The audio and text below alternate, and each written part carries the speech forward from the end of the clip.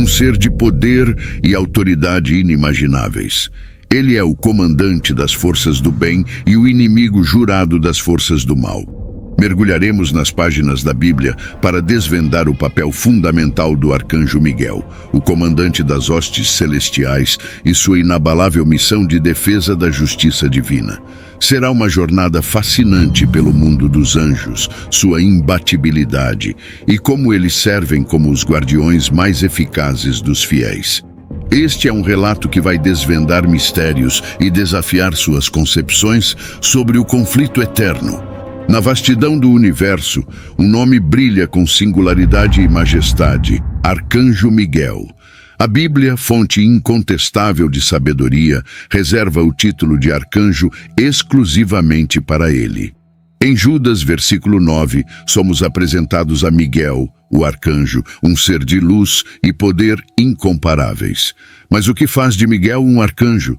O segredo reside na raiz do prefixo arco, que evoca a ideia de liderança suprema, um princípio transcendental e a força de um anjo poderoso. Este arcanjo, Miguel, ascendeu a uma posição acima de todos os anjos, estabelecendo-se como o primeiro príncipe do céu na hierarquia celestial. Judas, no versículo 9, narra o confronto épico de Miguel com o próprio diabo quando disputou o corpo de Moisés.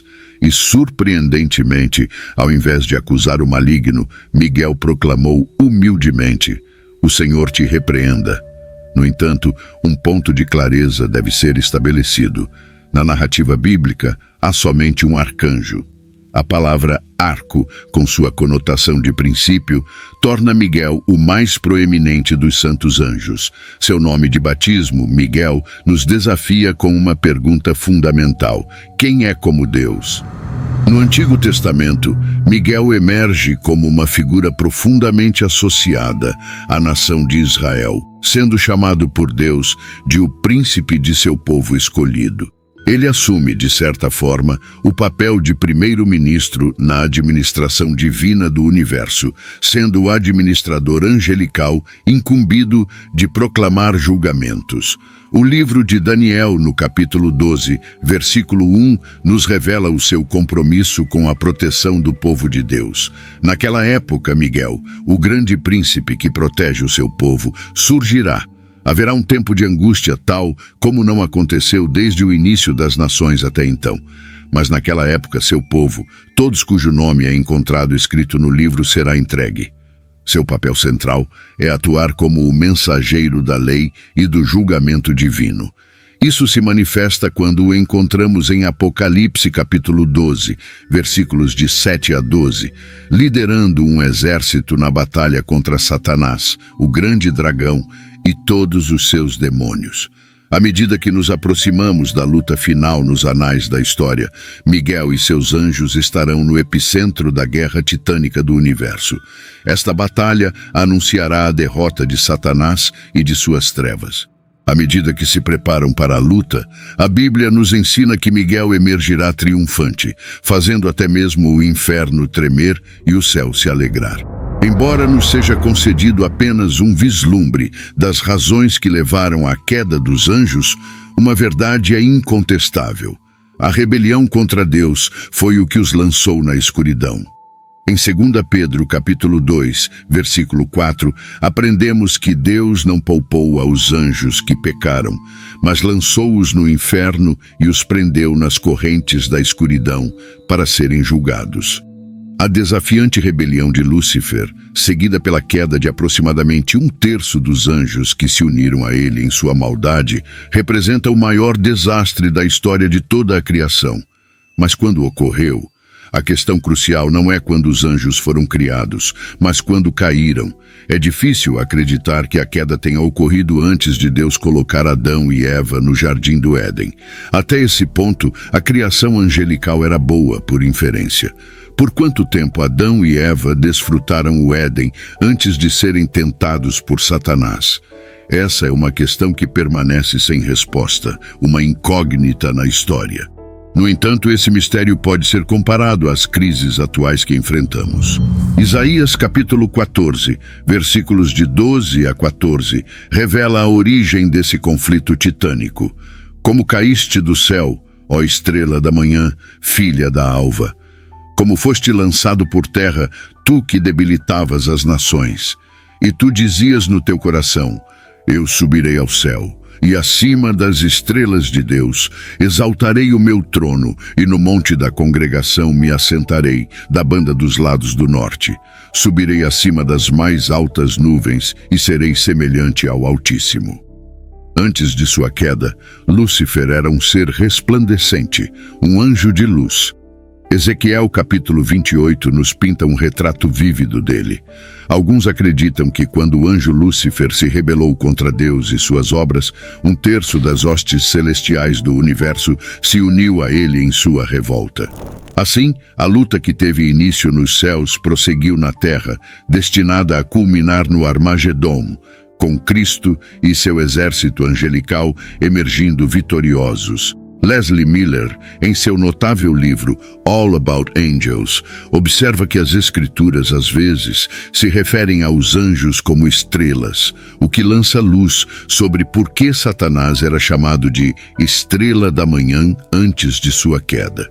João, em Apocalipse capítulo 12, versículo 4, acrescenta um qualificador a essa descrição. E a sua cauda levou após si a 1/3 das estrelas do céu e lançou-as sobre a terra. E o dragão se deteve diante da mulher que estava para dar à luz, para que, dando ela à luz, lhe tragasse o filho. Embora saibamos que a terra é o palco central desse conflito, não podemos negligenciar o impacto que ele tem em todo o universo. É verdadeiramente impressionante considerar que, apesar de nosso tempo limitado neste planeta, desempenhamos um papel crucial nessa batalha de proporções cósmicas. A luta que começou no Éden, situado em algum lugar entre os rios Tigre e Eufrates, no Oriente Médio, tem ecoado ao longo dos séculos. À medida que nos aproximamos do desfecho final dos tempos, vemos a cabeça de Satanás sendo ferida e derrotada, enquanto as forças de Deus ganham impulso. Neste momento, Miguel, o arcanjo, está reunindo suas hostes para a batalha derradeira, o Armagedom, sob a autoridade soberana de Deus. A Bíblia pinta sua ilustração final do céu. Embora Satanás seja, em princípio, um inimigo derrotado, é evidente que Deus ainda não o removeu completamente do palco mundial. A Bíblia nos ensina que Deus tem designado anjos para o julgamento final, um momento em que Satanás será completamente eliminado do universo. O retorno de Jesus pela segunda vez será acompanhado pelo grito do arcanjo Miguel. Além de proclamar as gloriosas notícias do retorno de Jesus Cristo, Miguel também compartilhará a mensagem da vida com todos os que morreram em Cristo, aguardando a ressurreição. Como nos diz 1 Tessalonicenses, capítulo 4, versículo 16. Pois o próprio Senhor descerá do céu com um brado de comando, com a voz do arcanjo e com o toque da trombeta de Deus, e os mortos em Cristo ressuscitarão primeiro. O profeta Daniel nos apresenta a figura de Miguel em um contexto de oração, quando Deus envia uma resposta por meio de um mensageiro que é confrontado por oposição, até que Miguel, um dos principais príncipes, intervém. Esta passagem em Daniel capítulo 10, versículo 13, revela que Miguel teve que lutar para garantir que a mensagem de Deus fosse entregue. Podemos até atribuir a Miguel o título de general, pois sempre que o encontramos, ele está envolvido em alguma forma de batalha espiritual. No entanto, sua função como guerreiro também traz consigo uma responsabilidade especial em relação a Israel. Em Daniel capítulo 10, versículo 21 e no capítulo 12, versículo 1, ele é identificado como o príncipe da nação.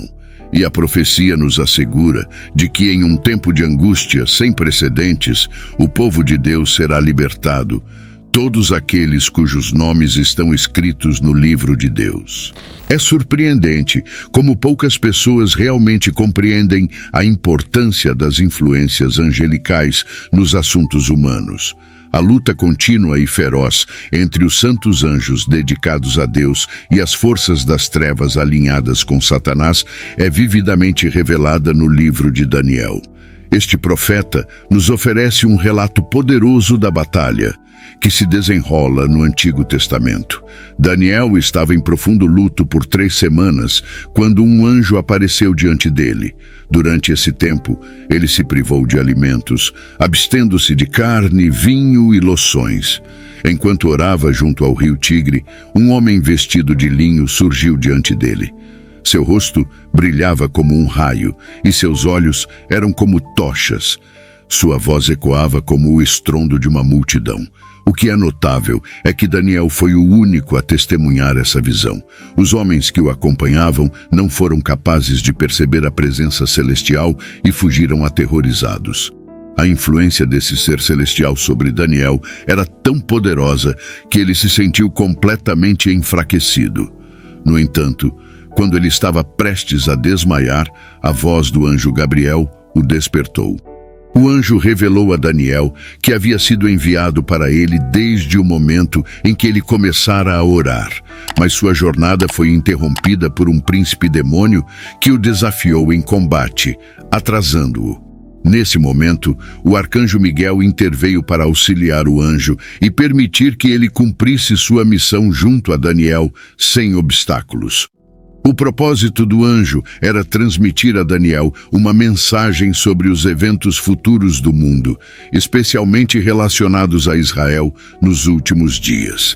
O encontro deixou Daniel tão fraco que ele não podia falar, mas o toque do anjo restaurou sua força e capacidade de comunicação. Após cumprir sua missão, o anjo explicou a Daniel que precisava retornar à sua batalha contra o príncipe demônio, na constante luta entre as forças do bem e do mal. Durante todo esse encontro, não houve alucinações nem sonhos. Foi um encontro genuíno com uma entidade celestial. Daniel orou fervorosamente a Deus em favor dos filhos de Israel, e Deus ouviu sua prece. A intensa sessão de oração de Daniel, que durou 3 semanas e foi sustentada pelo jejum, alcançou um grande sucesso. Nesse momento, um anjo celestial foi enviado dos céus para anunciar que sua súplica havia sido ouvida e atendida. Essa experiência ilustra claramente que atrasos não devem ser interpretados como negações e que a vontade permissiva de Deus desempenha um papel em todos os aspectos da existência humana. Além das referências no Antigo Testamento, Miguel também é mencionado no Novo Testamento. O livro de Judas, no 9º versículo, o chama especificamente de arcanjo e relata sua batalha com Lúcifer pelo corpo de Moisés. Com a ajuda do Senhor, Miguel saiu vitorioso. Essa não foi a única vez que Miguel enfrentou Lúcifer, pois o Apocalipse de João nos informa. Houve guerra no céu. Miguel e seus anjos lutaram contra o dragão, e o dragão e seus anjos lutaram. Todavia, eles não prevaleceram, nem mais se achou lugar para eles no céu.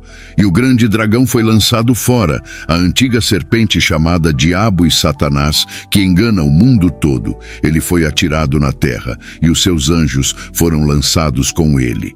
Apocalipse capítulo 12, versículos de 7 a 9. Nesses relatos, Miguel assume o papel de comandante de uma vasta hoste de anjos, evidenciando que ele é o principal guerreiro de Deus. Houve uma guerra no céu, na qual Miguel e seus anjos enfrentaram Satanás e seus anjos caídos, culminando em sua expulsão do reino celestial.